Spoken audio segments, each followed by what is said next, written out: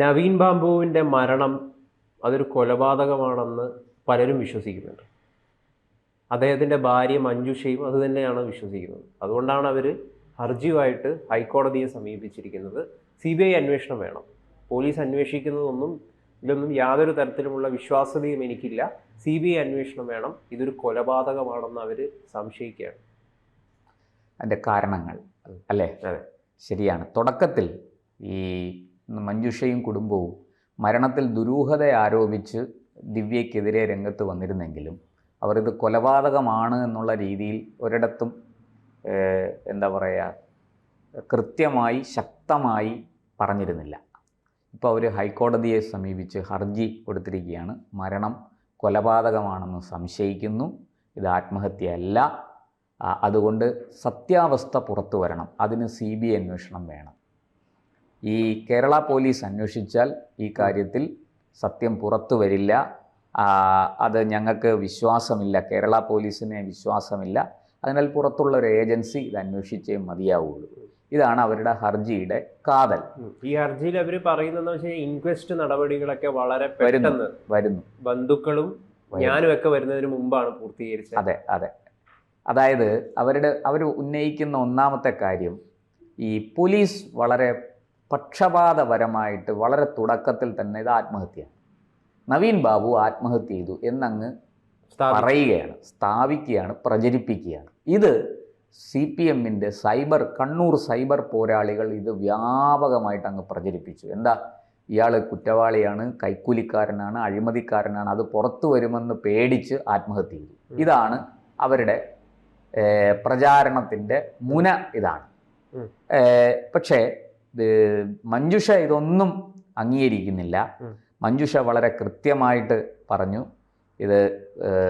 ഇത് വിശ്വസിക്കുക, ഇത് പൂർണ്ണമായിട്ട് വിശ്വസിക്കാനാകില്ല, കൊന്ന് കെട്ടിത്തൂക്കിയതാണോ എന്ന് സംശയമുണ്ട്, രാഷ്ട്രീയ സ്വാധീനമുള്ളവർ അടക്കം നിരവധി പേർ ഉൾപ്പെട്ടിരിക്കാൻ സാധ്യതയുണ്ട്.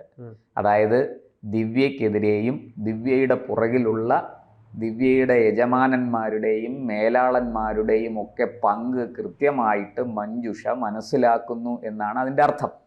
അതിനാൽ ഈ കേരള പോലീസിൻ്റെ അന്വേഷണം എങ്ങും എത്തില്ല.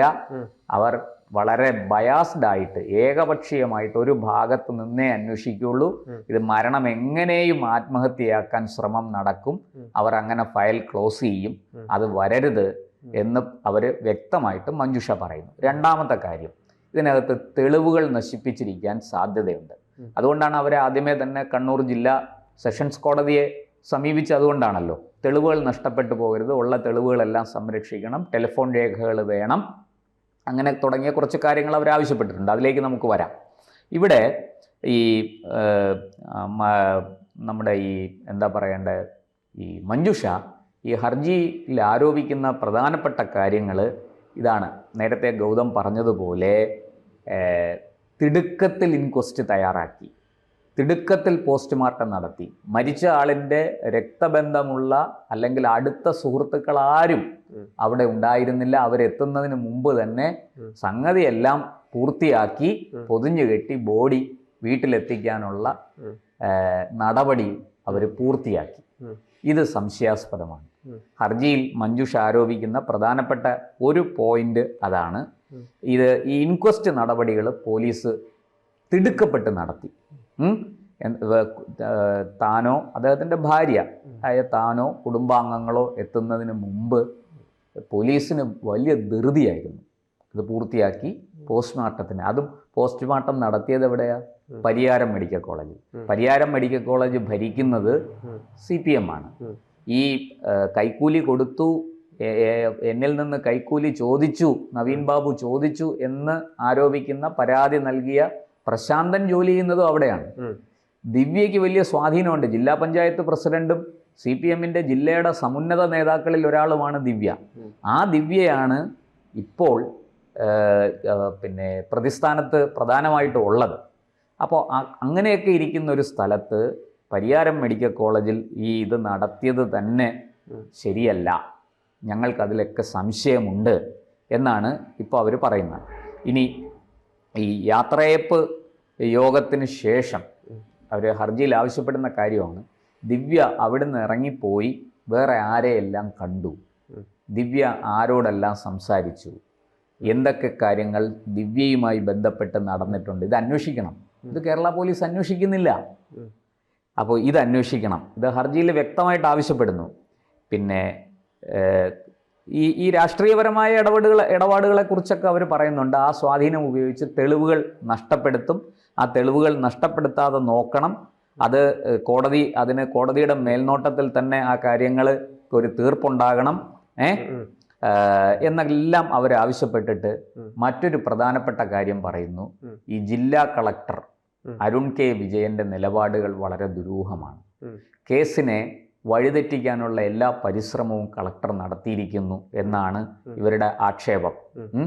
അതുപോലെ CCTV ദൃശ്യങ്ങൾ, ഈ യാത്രയയപ്പ് യോഗത്തിൽ ദിവ്യ പോയതിന് ശേഷമുള്ള ദൃശ്യങ്ങൾ, ഇതെല്ലാം സംസാരിക്കുന്ന തെളിവുകളാണ്. ഇതൊന്നും ഈ പറയുന്നത് പോലെ പോലീസ് പരിശോധിക്കുകയോ കണ്ടെടുക്കുകയോ അത് പിന്നെ ഈ PP ദിവ്യയുടെ ജാമ്യ ഹർജി പരിഗണിച്ച സമയത്ത് പ്രോസിക്യൂഷൻ വഴി കോടതിയിൽ ഹാജരാക്കുകയോ ചെയ്തിട്ടില്ല. ഇതിനെക്കുറിച്ചൊന്നും ഒരു പരാമർശവുമില്ല. കളക്ടറുടെ മൊഴി അത് ഈ വകുപ്പ് തല അന്വേഷണം നടത്തിയ joint commissioner, land revenue joint commissioner Geetha സമർപ്പിച്ച റിപ്പോർട്ടിൽ ഈ കളക്ടറുടെ മൊഴി സീല് വെച്ച കവറിൽ സമർപ്പിച്ചിട്ടുണ്ട്.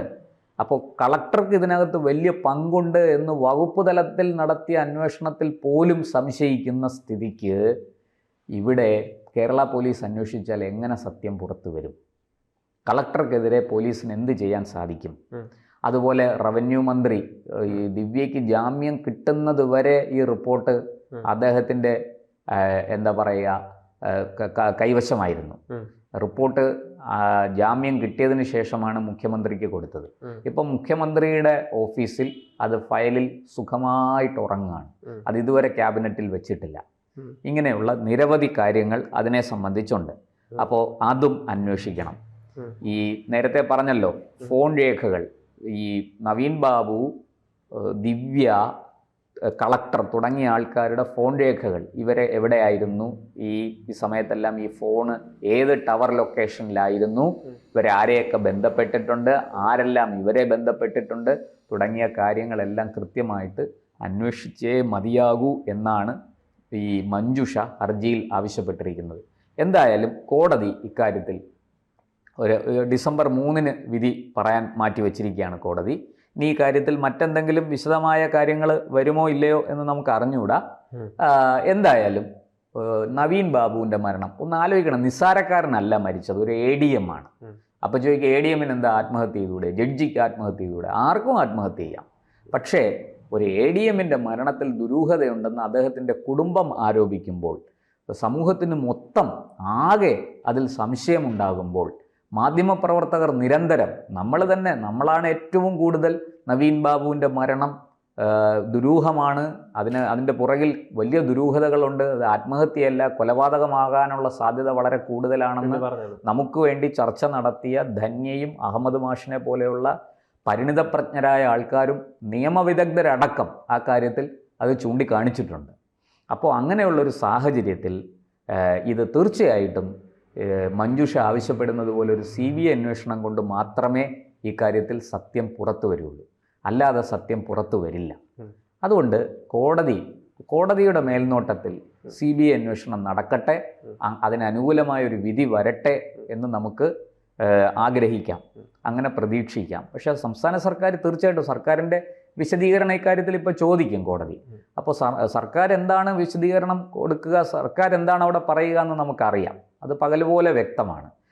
ഒരു കുഴപ്പമില്ല, കേസൊക്കെ കൃത്യമായിട്ട് അന്വേഷിച്ചിട്ടുണ്ട്, ഒരു പ്രശ്നവുമില്ല, ഇത് ആത്മഹത്യ തന്നെയാണ് എന്ന് പറഞ്ഞേ സർക്കാരും പോലീസും റിപ്പോർട്ട് കൊടുക്കുകയുള്ളൂ. അത് വരട്ടെ, വരും ദിവസങ്ങളിൽ അതിൻ്റെ മറ്റ് വിശദാംശങ്ങൾ പുറത്തു വരും. എന്തായാലും നമുക്ക് കാത്തിരുന്ന് കാണാം. ഡിസംബർ 3 വിധി വരട്ടെ. CBI വരുമോ ഇല്ലയോ?